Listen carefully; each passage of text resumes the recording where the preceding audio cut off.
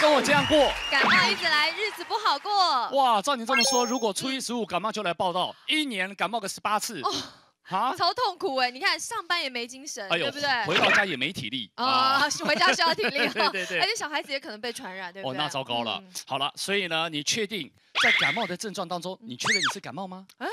难道有假的感冒吗？哦哟，这我们就好好来探讨一下了。今天的来宾有感冒达人小甜甜、医药记者王瑞麟、小儿科医师王聪明，以及嘉义科院长陈黄光，一起来告诉你，小孩感冒好难受，父母该怎么办？哎，小 baby 有感冒，我问哎家里谁感冒啊？马上就可以找到一个凶手嘛哈。那我就下一句我问说，那请问你感冒多久？那个哥哥或那个姐姐或那个爸爸那个妈妈，他说哦这次有感冒，他自己都5天才好。那我就说那这个就乘以2，大概要10天。我天哪！哎，对小 baby 很折磨，因为小 baby 如果过敏体质又要更久，对不对？对，会更久。第2。胎痰完蛋了，我现在讲了，又有很多人可能会不认同了啊？为什么？胎痰，根据实证，感冒呢这方面有很多大家不得不知道的迷思跟角度。好，我们今天呢就先请医师们呢，我们好好来考一下大家，好不好？有医师来帮忙出题。好，院长。来，院长。然后我们第一题哈，这一题是最常被问到的哈。好，请问洗完头没有吹干就去睡觉，或者说淋雨会不会感冒？请举牌。题目是洗头没吹头发以及淋雨都会引起感冒，对不对？我觉得不对。我觉得不对。对啊，因为生命没有那么脆弱，就是真的。有时候我们没办法走，突然雨下来，有时候就是会碰到啊，但也不至于感冒。老人家跟我讲说，如果你有头发吹干就是睡觉的话，讨烘。然后也是会着凉，因为你所有的毛细孔都打开来了，那时候你吹风更容易受凉，所以那是我的经验战。这一答案应该是错的。错了，很有错的时候。是。我跟大家讲，其实大家那种主观感觉，我并不能说大家错，因为我们得感冒的时候都有点畏寒，然后很疲倦那种感觉。对，所以从古代大家觉得叫伤风或者说什么寒气侵入，所以那种感觉是大家的主观，怎么可能不会？但是大家去想一下。夏天不是很多人去游泳吗？对，他为什么没感冒？对，可是那时候游泳是因为我们在动啊，动会产生热啊。没错啊，像我在淋雨，我也在跑啊。对啊，雨中会跑也在动啊。对，所以那个淋雨可能它造成的环境，你在很累，由热到冷，抵抗力比较差。但是有一个因素很重要，因为感冒它毕竟是一个传染病，而且绝大部分跟病毒有关。我们只能说那个可能是一个因子，但是它主要一定要有病毒入侵。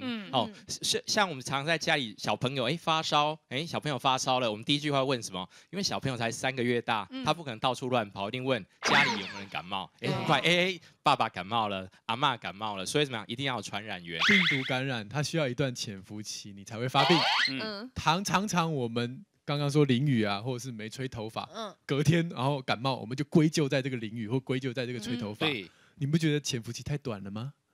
它不能急性子吗？没有，应该说是，就像刚刚陈医师讲的，或王医师讲，应该说是我们本来抵抗力就比较虚弱的，在那个时候当下趁虚而入。好，那么这个题目这样大家就了解了，所以它算是一种迷思，不会因为这样而引起感冒哈。再来第2题，如果小朋友白天好好的，可是每次一到睡觉就鼻塞、干咳，然后就一直咳到天亮，白天又好了，请问这是感冒吗？好，请作答，请举圈。叉圈叉，哎呦，因为你鼻塞、打喷嚏、干咳啊，你为什么要干咳？他只有感冒啊，他只有晚上白天又好好，他刚讲对呀。像我们现在好热，晚上都吹冷气睡觉，我儿子半夜又不盖被，然后就会觉得听到他一直蹭鼻子，然后就是很不舒服，有时候还会咳个2声，可是早上起来又好好的，就好了，一条龙啊，所以只有半夜。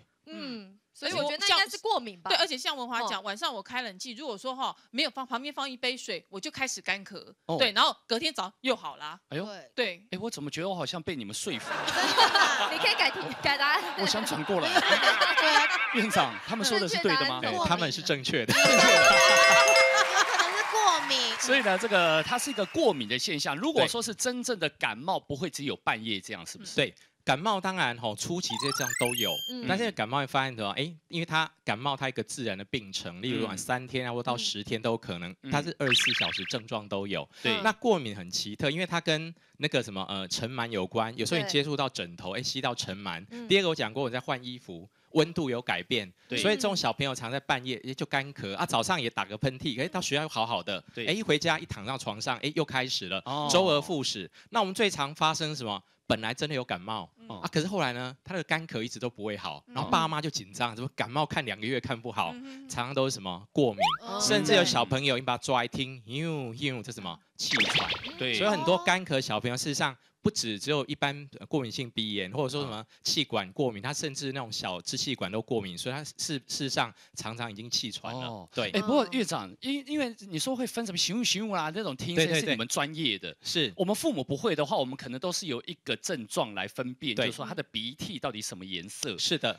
那如果过敏的话，它一定是标准的，像水白色、无色不一定吗？不一定，一般的感冒初期大家都知道清的鼻水，然后后来变成稠，对，可是感冒大概3、4天。3、5天，后来还是黄，对，可是不是黄就要吃抗生素，那是感冒的自然过程。而且有人觉得黄了之后就是快好了，绝大部分是对，你会发现它症状越来越改善，但是鼻涕变黄，这个是快好了。可是你会发现，老人家说的是对的，对，但是如果其他都好了，可是2礼拜还是黄鼻涕，你就要小心了。或者小朋友搞不好说脸颊会痛或肿起来，搞不好是鼻窦炎。对，那我回来刚才那个过敏，绝大部分的过敏大部分是白鼻涕或透明，但是早上有时候有点黄，那很正常的。对，那是堆积一个晚上的鼻涕。可是像咳有的老人家感冒很久，就是那个痰感觉一直卡在喉咙里头，卡痰。对啊，那像那样子到底是感冒已经好了还是没好呢？老人家呢就很复杂。我简单讲，痰出不来，一般都是什么？气管的黏液细胞太多，它分泌太多很稠的东西。那老人家你就要去问他，他有没有抽烟啊？很多都是以前有抽烟的，变成什么慢性支气管炎。他也是一直咳嗽，一直黏住不出来。那第一要多喝水，第二个如果说他有抽烟什么，那可能就要戒掉。对啊，但是我们一般还是要去分他到底有没有感染。对，如果他有烧啊，有疼痛一直存在。那可能是有个感染在。黄医师，如果说你像鼻涕感冒的自然流程，它会变黄浓稠，对不对？有的甚至变绿。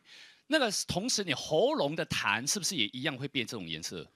如果我们常常讲鼻涕倒流的话，那你前面的鼻涕流出来什么颜色，你后面倒流的就是什么颜色嘛，所以这时候你如果咳出来，那颜色应该跟你的鼻涕是一样的。我其实还常常碰到有那个小朋友吃那个鼻涕的药，就是抗组织胺，吃了以后反而鼻涕变浓，所以妈妈就很紧张，有没有？觉得怎么没效，变严重啊？本来是水流鼻涕像水龙头，现在虽然止住了，可是流出来变浓的。对，那个这个其实正常，你吃这个药的影响。所以我想刚刚陈院长已经讲得清楚了。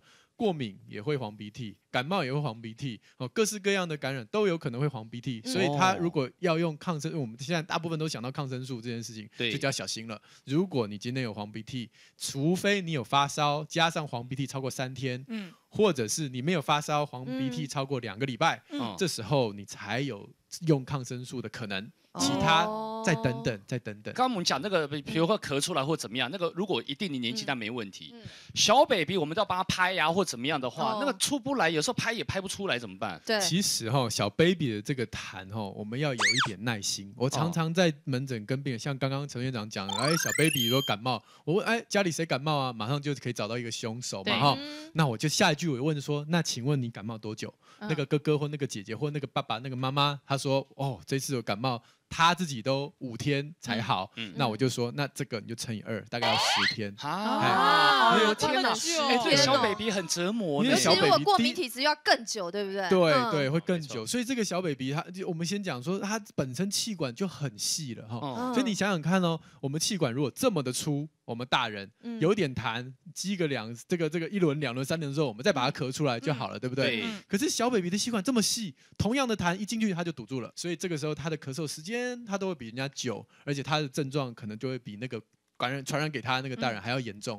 所以这样的孩子呢，我们第一个就是要让家长说你有点耐心，他的时间会比较久。第二，拍痰完蛋了，我现在讲了，又有很多人可能会不认同了啊？为什么？拍痰，根据实证研究是没有用的。有2种人需要拍痰了就是没有力气咳嗽的早产儿，还有卧床的这一些孩子，比如说脑性麻痹等等，我在讲儿科的部分，这些能够这个哭啊、大哭大闹的啊，这些孩子他其实肺的力量是够的，所以你帮他拍痰呢，对他来讲帮助不大。我有一个问题，就是说我在门诊也常常看到，就是说有一些家长哈，他就是说会用吸鼻器哈，把小孩鼻涕弄出来，再就是要求医生用管子把他小孩的痰吸出来，是不是这样子？这个的思考逻辑是一模一样的。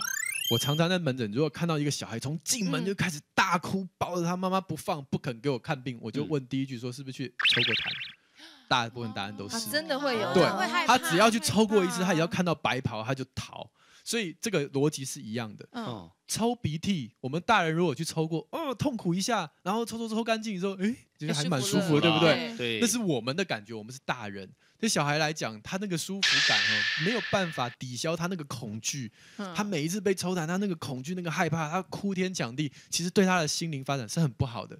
所以，既然这件事情只是说让他症状治疗而已，并没有对他病程有什么帮助嘛，那何不就让他快快乐乐、轻松的度过这个生病的时间，总是会好的嘛。对，不要再强迫。对，时间到了它就会好。我们一般有个预期时间，其实大家大概抓大概7天左右。7天。而且就是说，你会发现它症状是由轻、严重，然后改善。那时候有什么黄痰、什么黄鼻涕，其实不用害怕，因为他觉得越来越舒服。你要发现超过1周以上，怎么一开始不烧，第6天、第7天才烧，或者说其他的症状都好了，某个症状一直不好，例如耳朵突然痛了，例如有一个鼻孔一直黄鼻涕，其他都好了，不然就是什么喉咙越来越痛，那个都是有问题的。了解。那我常讲，初期感冒我们一般讲它是个病毒感染，但是后来呢，我常讲小偷先进来把你们的墙壁敲2个洞，后来强盗进来，为什么？后来变细菌感染，对，常都这样，感冒就一直拖着都不会好。所以这个很多父母真的要留意刚刚所说的，因为我们都一直认为小孩子去看医生，只有看牙医第一次那个观感要非常舒服、非常好，每一科应该都要注意。其实连看感冒也一样，对不对？不要有阴影。但是感冒跟流行性感冒，它在症状上的差异点大概是在哪里呢？而且感觉流行性感冒好像是冬天才比较会流行是不是？其实流感就是感冒的一种嘛，只是特别严重的一种。我们感冒引发感冒的病毒有很多种，我今天一路讲可以讲好几种，但是大部分大家都没有听过，因为这些这些病毒没有那么强最近有流行一个腺病毒嘛，可能大家就比较有印象，那也是今年讲你们才记得，其实这个很多年都有嘛，对吧？那流感病毒常常讲，所以大家就印象特别深刻。其实流感病毒只是众多感冒病毒的一种，只是它的症状特别的严重，特别容易发烧，特别容易像刚刚讲的这个小偷特别容易引强盗进来，所以流感病毒比较容易有继发性的细菌感染，如此而已。所以流感特别被我们抓出来强调，但其实它的处理方式大部分跟感冒是一样的，大部分是一样。对。那我稍微补充一下，因为流感比较有特色，因为它那种病毒在温度比较低的那种环境下比较容易存活，所以你会发现，每年11月到过年前，过年前人都爆多的，对，等好久。但症状刚刚黄医师讲过，他没有办法界定。你看记者有时候会报，哇，现在流行什么病毒？他有发高烧、全身肌肉酸痛，请大家注意。我说肠病毒也这样，登革热也这样，对呀，流行性感冒一样，他没有办法去区分。每一次病毒因为它强度不一样，事实上我们医生都有耐心等。我说你在诊所看那个礼拜，你就可以侃侃而谈，为什么每个都一样？它有集中性，所以你就知道几天后要干嘛。后来医生那个病人就觉得，哇，你怎么厉害？怎么知道3天后就好了，5天后会怎么样？因为每个都一样。冬天流感都这个样子。所以热带国家比较不会有流感哦。理论上是，因为它那个温度适合在。除了我们前几年在提的那个禽流感，因为它那个形态跟一般的那个流感并不一样，因为那是透过家禽传给人，所以那时候热带国家很多不一样，要不然流感都会好发在冬天。所以流感每年，但你不记得的话，10月开始你就开始报纸就开灯了，大家打流感疫苗啦，对不对？那时候就准备啦。小孩老人，请问你们会打流感疫苗吗？年纪那么大了还要打？不是小朋友才要打，和老人。对呀。流感厉害的地方什么？它一直突变。所以你今年打了，明年你一定要再打，因为明年又是一个不同的。对，再来下一题，黄医师换你啦。来，刚刚我们一直讲感冒，那如果感冒常常会觉得我们消化不良，那这个时候呢，我们尽量以清淡的饮食，吃白粥、青菜最好啦，对不对？消化不好，白粥、青菜最好，对不对？请举牌，插圈，圈插。真要跟病毒对抗的时候，怎么可以只吃白饭跟那个青菜？而且我们这里4位啊，场外有20个人都妈妈们都举圈啊，也许小孩是 OK， 可是我觉得大人不行吧？真的吗？而且尤其是拉肚子的时候，医生都建议我们吃白干饭，不能吃稀饭，会拉得更厉害。可是那是拉肚子啊。对，然后它感冒的引起的腹泻，病毒肠胃引起的腹泻，就肠胃引起的感冒好像也是这样，因为医生都这样交代我儿子啊。哦，所以我儿子每次我给他吃稀饭，说不行，医生说要吃干饭。对，他就很坚持要跟我吃干饭。你那个叫肠胃型感冒，对不对？对，肠胃型感冒。那如果是一般的感冒呢？一般感冒的话，有啦，清淡啦。马上转。一般感冒啦啊，真的啊，因为你现在是讲肠胃，如果说只是说消化不好，感冒一包哦，那就是对的，对嘛，对，因为通常小朋友感冒，妈妈一定都会就是猪膜，然后让他吃，就是会比较好消化，然后再来就对感冒比较好，不知道为什么。而且啊，从以前我们感冒，妈妈就特别交代不要吃太补哦，什么鸡汤什么，对，不要滑起来哦，感冒更严重。不能补啊，但是正常的肉啊什么还是可以吃吧？哦，不能炸啊，不能煎啊，不能太油啊，对啊，然后都拉起来说是稀饭拌盐巴就好。来，黄医师来，清粥，包括场外跟这边3位，只有文华姐是独强，就答对了。你看吧，好，等一下，误导，你这样很难说服我们。曹昌明先生，请不要误导我，我本来是这样子。你看你自己意志不够坚定。为什么呢？啊，我就讲理由。你们都没有经验吗？小时候感冒的时候，胃口已经很不好了，爸妈端上一碗白粥。看了心都冷了，你不觉得吗？他会加海苔酱啊，还有肉松呀，不是，那就是怕我刚刚说的理由嘛，就是怕它太收起来，然后变严重。可是你可以不要选那一类的食物啊。其实啦哈，其实你如果说我应该这样讲，有些人感冒的时候肠胃蠕动会变不好。所以他其实胃口会变不好，甚至有些会有点呕吐或什么的。像这样的人，我不会建议他说就吃什么清粥白粥，我会说你少量多餐。我觉得这样对他的肠胃负担是比较小的。对，请问一下，如果你个人或是你孩子感冒的状况，你会让他吃什么食物？就平常吃什么就吃什么啊，不是说白粥青菜不好，而是说今天这个孩子已经感冒，如果他不是肠胃型的这个感染哈，就是他不是拉啊或者吐啊。这类的感染，你不需要在饮食上给他这么多的限制。你让他感冒的时候，他已经身体很不舒服了。如果他能够吃一点，虽然刚刚说这个炸鸡什么是有点太 over 了，然后，但是如果说他想要吃一点布丁啊，吃一点甜食啊，然后吃一点这个平常他喜欢吃的鱼啊，或喜欢吃的水果，你就让他吃没有关系。其实这些让他心情好，他也觉得比较舒服一点哈。那不会对他的感冒病程有什么影响，不会说你今天吃了这个炸鸡排之后，你就都玩2天好，或者是变严重细菌感染，其实是不会。吃好一点是真的比较能对抗病毒吧？没错，比较有体力吧？对，因为其实我比较 care 啦，我自己有小朋友，但我不会准备炸鸡啦，因为我比较 care 说他吃那东西喉咙会不会很痛。对，其实他如果说他喉咙很痛，吃那东西当然不舒服啊。但是那个黄医师讲没有错，应该什么都可以吃，那真的是没有什么关系。喝鸡精嘞？啊，鸡精哦，其实是 OK 的，真的 OK 啊 ，OK， 都可以，都可以吃。小田问一个重要问题，可不可以吃剉冰？对啊，其实看症状。你如果有咳嗽，不要吃剉冰。如果你没有咳嗽，你吃到冰的，刚刚从你有讲过，我们给什么布丁，然后什么奶昔，那是 OK 的。我举例，因为喉咙非常的痛，然后他没有办法吃东西，我当然要想办法让他进，要不然你就只能打点滴。可是小朋友那时候吃什么？吃布丁好快乐，对，那时候他需要什么？水分跟热量就够了。对，所以你不要真的那时候补，因为什么时候都可以去补它，你不用急着那时候要。对，很重要。所以有一种病，其实那个黄医师很清楚，肠病毒，我们一般医生呢说在不用给什么药，备几个退烧给他，然后呢。叫他去买冰淇淋。我小朋友像什么疱疹性咽峡、手足口症都得过了，来2个一定是老大得了，老二很快就中了，来手牵手就到超市买2个冰淇淋，真的假的？回家就吃冰淇淋。我们都禁止孩子说，你发烧还敢吃冰不准，你感冒了还敢吃饼干不准，好了再吃，我们都这样对待，都错了。我一般来讲，其实如果没有咳嗽 ，OK 的，饼干也一样，是的，甚至我们上一集在提到嘛，感冒要不要吃药？其实吃药有时候是为什么？让你症状缓解，你就可以去吃那个东西，你才有体力对抗病毒。我刚刚那个发烧那个要纠正一下了哦，发烧如果胃寡，你还给他吃冰哦，那不要来了，更严重的加重吧。不是说发烧不能吃冰，你那个时间点你要抓好。OK，好，这样子我们破除我们的迷思啦，传统的印象好要修正一下。所以你不要在这个没有我乱改答案了。没有啊，那我应该中间，因为我有讲到一个肠胃型的啊，对不对？那一般感冒事实上也是 OK， 你是被我误导的。对对。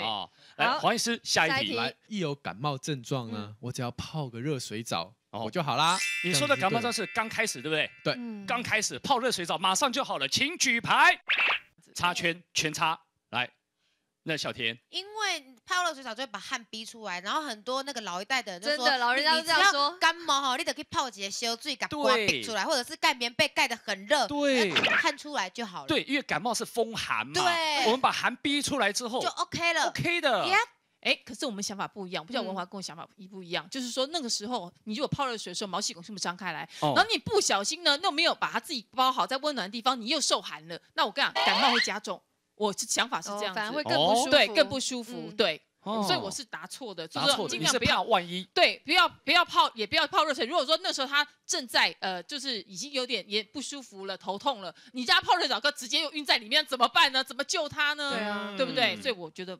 所以你认同？没有，我也觉得错啊，对啊，就不能够泡热水澡啊，对，因为我自己试过没有用。不是因为你知道很多老人家都会说，我以前泡过热水澡，刚开始的时候我觉得很好，隔天起来，哎呦，好像有比较改善。刚刚的案例也是一样，我给我儿子泡热水澡，结果起来他感冒更严重，因为他又受风寒了。哦，那是事后没有保护好，对不对？就是你要把它赶快包起来，因为有些人说啊，我泡澡好热，然后然后就一吹风，一走出浴室一吹风，哎，反而更糟糕。所以呢，这个题目呢，我们要来请黄医师来好好的分析一下，就是说他这个分界点是在这个题目只针对了泡热水澡这件事情，还是连后面的没有预防好风灌进来也在内呢？所以你看每一个这个迷思啊，一定有很多不同的意见，因为每一个人经验都不同，对不对？这就是统计学重要的地方了哈。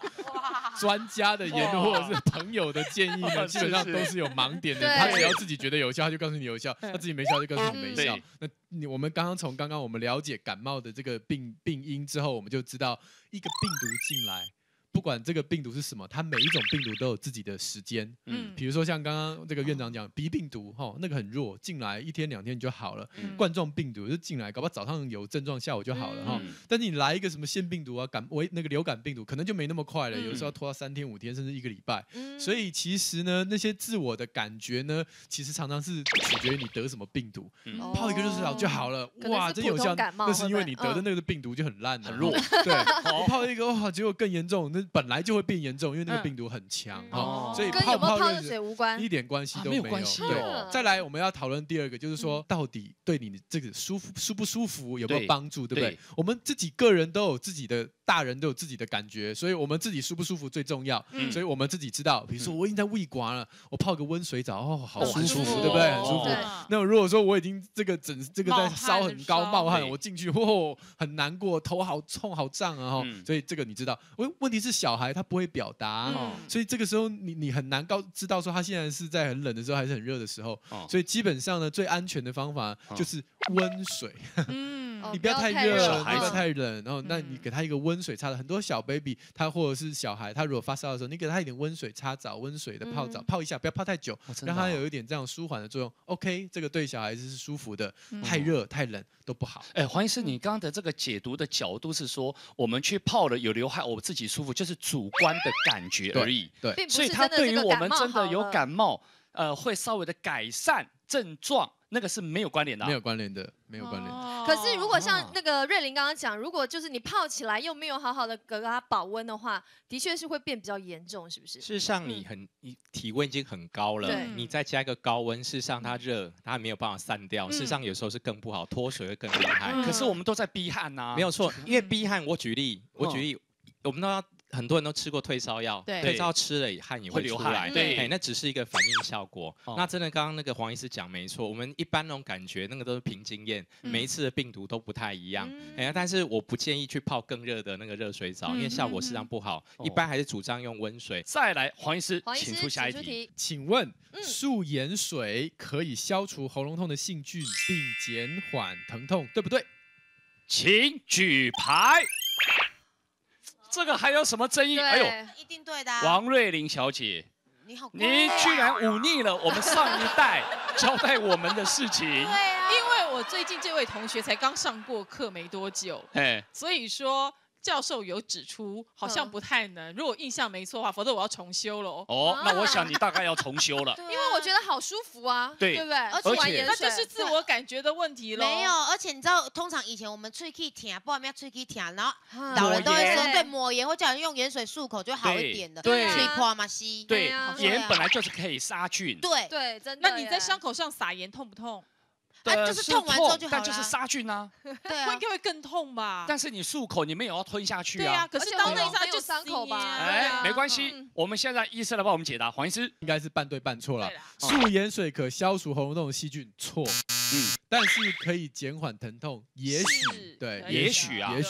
哎呦，因为个人感觉，这又是统计学了吗？因为有真的很多人觉得漱完盐水比较舒服，对啊，那是因为因为他的喉咙如果水肿嘛，然后因为我们知道感染的时候，这个喉咙刚刚讲过这个细胞怎么会水肿，这时候你有比如说高浓度的盐水经过的时候，对，它会把水吸出来，这个是浓度的问题，所以它把水吸出来，所以那一段时间刚漱完就好像比较舒服一点，本来吞的时候会很痛，现在会比较不痛一点点。好，来下一题，来下一题。热可乐加柠檬可以治咳嗽。请举牌。这个我跟你讲，这个偏方以前我们都试过。所以它是偏方，我觉得没有效啊。但是这个秘方很有名，就不管你上网看书，或者是用耳朵，全部都有人这样子讲。对，既然是网络谣言，当然是差。为什么会有一开始有这个故事？是因为发明可乐的那个人都是感冒，他本来是在找咳嗽药嘛，找咳嗽药找，不小心找到可乐，觉得还蛮好喝的，就这样嘛。对。但是事实上，所以也有人说可乐它也可以当咳嗽药啊。对啊，不是100年前可乐刚发明，本来就是在西药发明的道。你去读可乐历史就知道，本来它是当感冒药在卖，然后后来发现它事实上没什么效果，后来就变成饮料。这样啊？会不会是病毒都不一样了，所以现在比较没效？以前可能也比较没有啦。其实威尔刚当初是为了心脏病用药，现在谁在拿来治心脏病？对。我一直以为那所以我们这个也是喝自我感觉良好而已。当然自我感觉良好。我们还在我们还把可乐拿下去煮到看，那个泡泡差不多煮光了哦，柠檬 OK 了，然后喝。可是你真的有效吗？马上就舒缓了。不是因为喝这个东西啊，第一为什么要煮沸过？那我们在喝的时候，我们自认为了哈。柠檬维他命 C 的补充。第二，因为它是热的，要趁热喝，所以你就流汗逼汗。我们感觉就舒服起来了，那就热开水就好了。对啊，你就热开水就好了。你煮热开水加柠檬也一样，还要花钱买可乐。但我们经过煮沸就觉得它不一样。对啊，就糖浆。我们来讲一下那个维他命 C， 后还有很多各式各样的观念，我们都要了解一件事情。你的这个维他命 C 或者这个免疫力的补充啊，这些东西，你平常你就要摄取。那个打仗之前，你就要先招兵买马，要训练好。你到了已经在战争的时候才开始找那个娃娃兵来，是不是没有用？OK， 好了，那这个我们迷思啊，通通要破除掉。但接下来呢，这个就不见得是迷思喽。我们今天要来好好的稍微给医生看一下门诊。我们每一个人在家里面必备的感冒良药，各式各样对啊，我们每个人都带来了。我们2位一起来哈，我带3样，小田带3样，你带了5样，对不对？好，文华带的对，哇，你好多样哦，6、7样，对，好，每一种药它到底一不一样？我看这样啊，从我们最少的来好了，因为我的最少，对，一个解热，我的也有你有，对。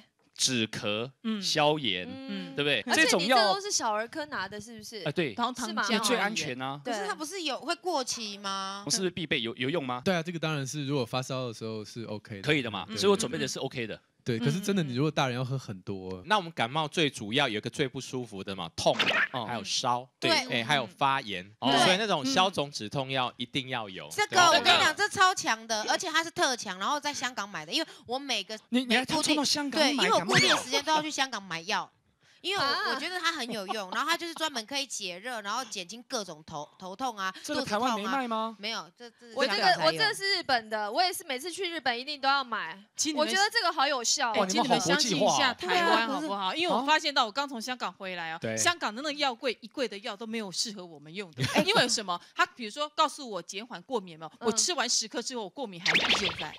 对，所以还是相信台湾的，因为为什么呢？如果说我有时候稍微过敏一下，我就稍微吃1颗就有用了。那香港要吃10颗还没用哎。你说像你们刚刚这个差不多对不对？都差不多这种对不对？对，这种药在你们眼里必备吗？特效的。这边所有的药大概可以分成2种，一种叫做成药，一种叫做处方药。对，所以所谓的处方药是医生就是应该说只有单一种类的药物在那里面，像刚刚小儿科的这些药水都是单一成分，所以这瓶里面只有一种成分，所以这种都是处方药。处方药，医生才能开。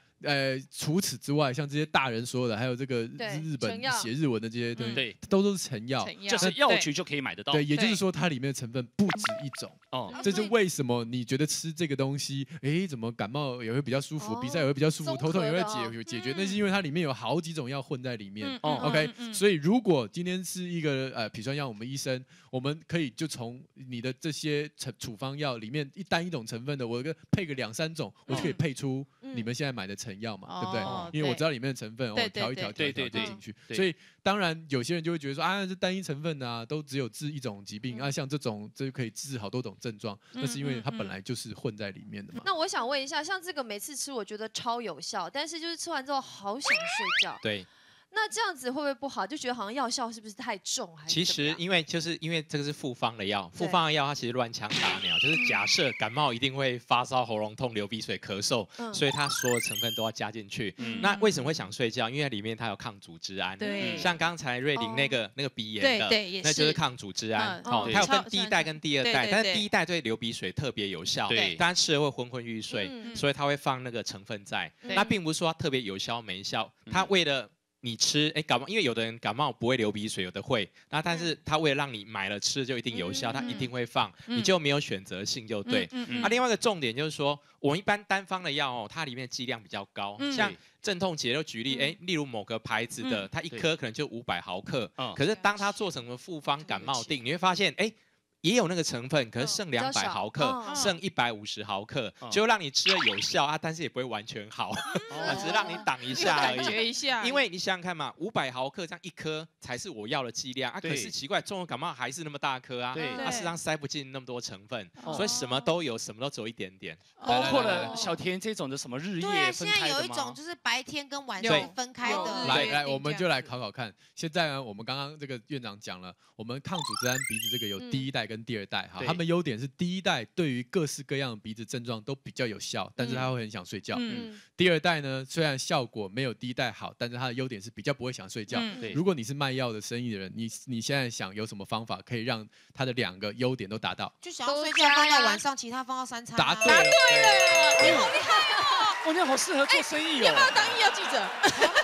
所以就分了日夜，所以日定我为什么会有就放第2代，对，日定它夜定就放夜定它就放第1代，所以你晚上昏昏欲睡就睡吧。对，然后这白天我不行，我有过敏性鼻炎，我还要再加1颗，因为第2代他不会想睡觉。我们其实医生很早就这样开了。白天，因为如果你感冒可以休息，我就让你3餐都让你想睡嘛。可是问题大家都要上班，或者说小朋友要上课，但是又怕他功课赶不上。当然感冒最好是不要去上学。那之后怎么办？白天给你很轻的症状稍微压下来，勉强带病可以做点事，晚上呢就好好睡。所以有时候那个病人还特别要求，晚上给我那种好睡的感冒药。其实就是把第1代抗组织胺放在睡前吃。好，最后一个问题，请问一下。你刚刚说的成药在药局就可以买得到，对不对？那因为我们感冒如果自己去买药来吃，就算我买的药没有对症下药，因为在药局随时可以买得到，所以这些药都是很安全的，是不是这样？看你吃的剂量，基本上如果你按照上面的剂量吃，这样应该大部分都是安全的。但是如果你不照上面说明吃，你吃2颗、3颗、4颗、5颗，过量当然就过量就问题就出来了。对，像这上面就写说6岁的小孩不要服用。就未满6岁的，所以基本上成药还是不适合太小的。对，因为上次讲某些成分，像鼻塞那种药，因为那种类似麻黄素的成分，就不适合小朋友吃。这个很重要。那当然买成药要注意过敏的问题哈。我们上次没有特别提，有的人对某些退烧解热药，他就是会过敏，所以千万不要乱买。你对什么药过敏，还是弄清楚再去买，这很重要。对，好，那当然我们吃药都是为了让我们的感冒可以改善，可以舒服。那请问一下，我们在感冒的症状后面，比如说因为有些症状像发烧来讲的话，发了烧，它背后有没有一些我们不太知道更严重的疾病的潜在？我们最常听到发烧，我们是不是就会想到感染？对，因为90%的发烧都跟感染有关。但是还有10%其实不见得是感染，对不对？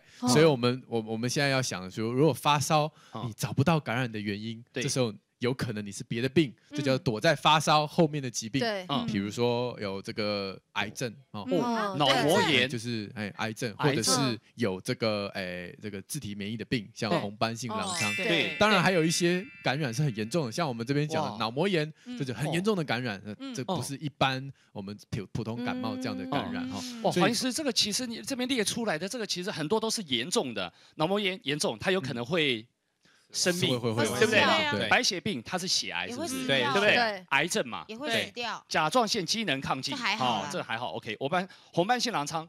免疫系统出状况，你看我们那个第一个那个脑膜炎，有没有常常听到那个故事？阿兵哥对不对？什么跑完操场，然后就浑身发热，然后那个班长又说：“你这个虚弱的这个男孩，你这个不要这边装了哈，就继续出操。”当天下午他就死掉了，对吧？他就是脑膜炎嘛哈，所以他以为只是普通的感冒，可是那个病程很快。还有很多例子啦，就是身上有一些出血点，哇，马上就送加护病房，就对。所以这些都是我们上每次之前在谈发烧的时候，我们有好多有没有？什么时候你要赶快送急诊？其中有什么精神不佳啊，呕吐啊，还有这个身上出现出血点啊，这些为什么我会叫这些人发烧要赶快来急诊？就是因为我们很害怕他可能是严重的脑膜炎，而且有的是反复烧好久都不会退，对不对？对，一般就是说发烧哈，就是说。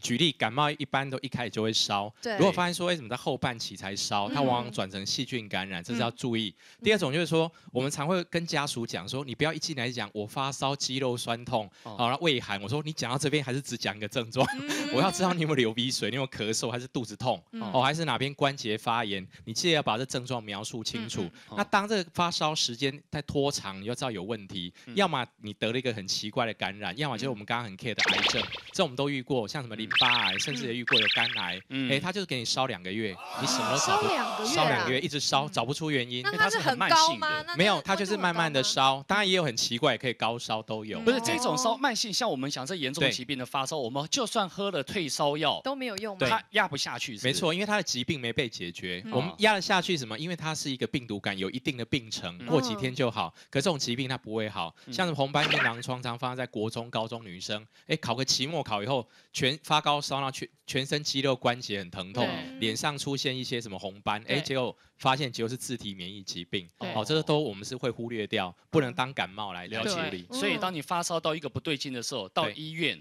我们就是比如做的检查是可能抽血啦、验尿，对，就要做了，对不对？其实你就让医生给你全身的检查。很多人发烧啊，让你躺下来摸摸啊，不用啦，我就是感冒，你给我开个咳嗽药诊疗了。其实像我们之前就有一个例子，一个阿嬷，她每次发烧去都只是拿个退烧药，她就跑，她很不想给医生碰，就这样烧了1个月、2个月。哇！其实医生只要他躺下来一摸，全身从头到脚一摸，那个淋巴瘤已经像鸡蛋那么大了，他自己可能都没有感觉。所以医生，当医生要你躺下来，让你全身检查的时候，你就让他全身的帮你看一看哪里出问题，不用检查的仪器嘛，一摸就知道了。了解。然后这一种的发烧，它是不会像感冒有什么流鼻水变黄、咳嗽，它是单一发烧。对，有时候你找不到症状，那一般我们常讲叫做那个 FUO， 你就是不晓得它到底来源是哪里，那真的要到医院做很详细检查。台湾有时候什么，你去爬个山回来就发高烧，就是什么恙虫病，你怎么没听？好像有听过这种病。那一种我们大部分很多人啊，当然这是我们的迷思啦。我们大家说有刷。以为中暑了，或冲丢，然后或是中邪了，我们都会这样子去看待，可能都延误病情了，没错，好，积极治疗。这是发烧后面的严重疾病，咳嗽也有这种状况，对不对？对，躲在咳嗽后面严重疾病，哇，很多肺炎、肺癌、百日咳、肺结核，还有心肌炎，非典型的肺炎。对，来，请解释一下。OK， 我讲一下哈，其实。我们感冒常讲，它自然病程大概1周，1周后继续咳，最常见走2条路，一种是你喉咙继续痛，痰还是很黄，然后全身还是很酸痛，它走到细菌感染那条路了。那时候一般医生检查过后会讲，你变肺炎、变支气管炎、变鼻窦炎，那转细菌感染。但是有另外一种干咳，是我们刚刚讲过过敏，这2条是最常见的。但是有时候你要很小心。高烧不退，越咳越厉害，搞不好就是什么产生肺炎，甚至会有生命的危险。那有时候会遇到那种很奇怪，你你觉得这种病怎么还会有？有人真的就是可以得百日咳，有人真的可以得叫梅浆菌。梅浆菌你用一般的抗生素没效，哎，可是用那种什么红霉素，哎，一下就好了。对，那个都是医生他要很仔细的去查才查得到。没错。那如果这些弄半天都弄不好，医生脑子会浮现2种病，就是大家觉得不应该存在，可是它真的来了。有时候它什么，你可能得肺结核。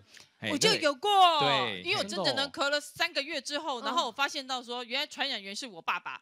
对，然后结果我们3个，我妈妈我还有就是我爸爸、我妈妈我3个人全部各一间隔离起来，因为完全都不知道，就后来发现到这是很普遍的一个。你那时候是什么症状？只有咳吗？就一直咳嗽，一直咳嗽，然后那个咳的话会觉得说那个一直每次咳都有痰，你不要那么紧张，已经好了好吗？因为我已经吃药吃9个月了，担心吃几个月？9个月的药，然后9个月肺结核吃9个月，对我吃9个月的药跟肺结核标准疗法是6个月，但是有某一些特殊遇到什么，就是说它有抗药性啊，我有甲状腺亢进，然后我妈妈是红斑性狼疮，所以那个时候开始又有发烧，然后又有咳嗽，我们都当一般感冒在处理，可没有想到后来发现是一个是肺结核，我妈是肺结核，然后后来引发红斑性狼疮，整个都起来，然后我就是整个是甲状腺亢进也起来了。所以你那时候的咳嗽，它并不是像一般感冒说有痰啊什么的，它也有痰，可是痰每次都好大一口，但是是白色，也不是浓的，也没发炎，也没有发炎，对，那你也不觉得它痛，但是就一直咳，一直咳，不知道为什么咳什么，就很痒，是不是？对，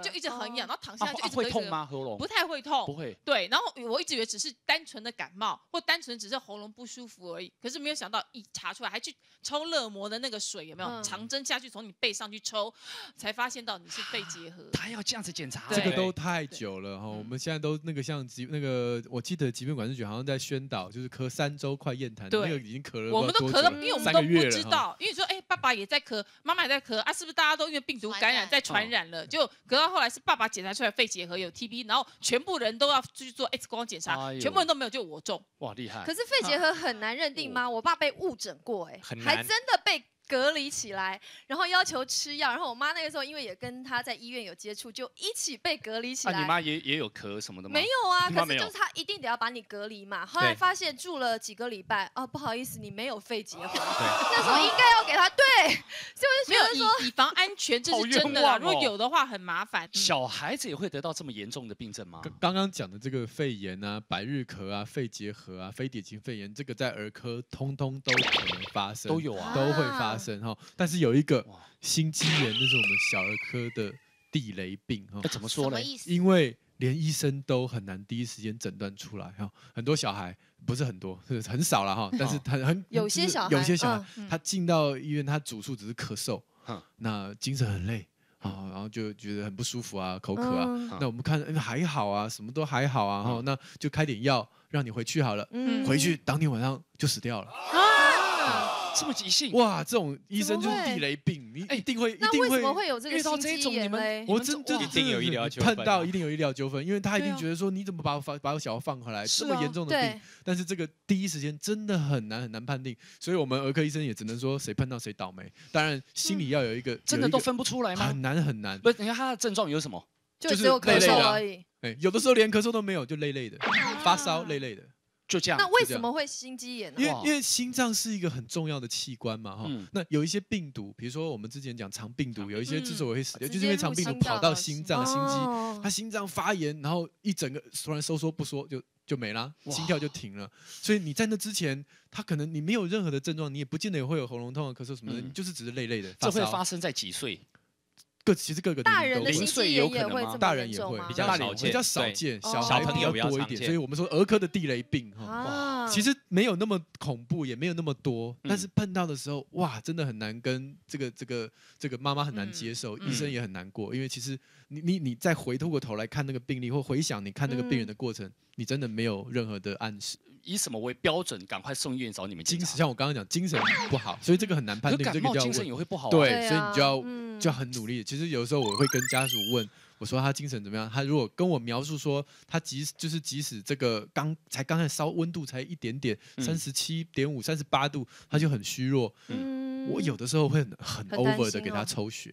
这样我会很 OK， 这是一个警讯。37.5，照理来讲，那个只是微烧，应该是还好，精神应该会很好，对不对？这就就是一个可以注意的指标，对不对？这种状况精神不好找医生。好，还有吗？还有一个是口渴，口渴。那个小孩明明就是没有吃药的状态之下，没有吃药的状态，他其实才刚发烧，也没有真的，他就跟说妈妈，他会很想喝水，这也要小心，因为他心脏没有力气了。那如果及时发现的话，就救得回来。及时发现，当然救的过程也是会很煎熬，但是至少有机会，至少有机会救回来。哦 ，OK， 好，所以问题这么大哎哈！问题这么大，对啊，因为我们的父母啊，都很多东西以小事情来看待，但没有想到有的东西真的像我们一开头所说的，你认为的感冒真的只是感冒吗？所以到底要不要很紧张嘞？我觉得我们以平常心、谨慎的心态，但是我们要去求证它。对，今天教了很多方法，然后都把它记起来。好，谢谢所有来宾，谢谢。